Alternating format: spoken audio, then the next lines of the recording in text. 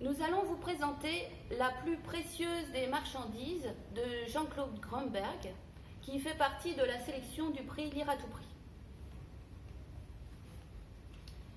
Il était une fois, dans un grand bois, une pauvre bûcheronne et un pauvre bûcheron. Non, non, non! Rassurez-vous, ce n'est pas le petit Pousset, pas du tout. Moi-même, tout comme vous, je déteste cette histoire ridicule.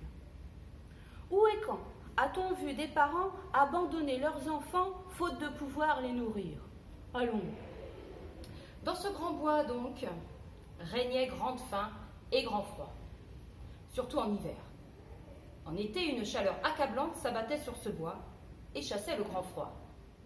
La faim, elle, par contre, était constante, surtout en ces temps où sévissait autour de ce bois la guerre mondiale.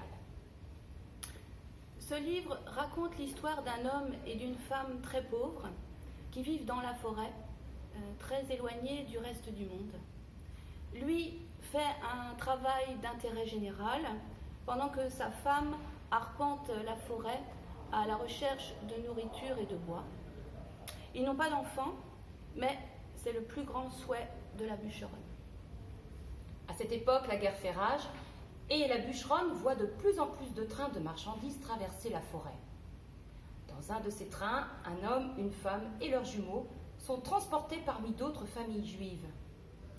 L'homme enlève un jumeau à sa mère, l'emballe dans un châle et le jette par la lucarne du wagon.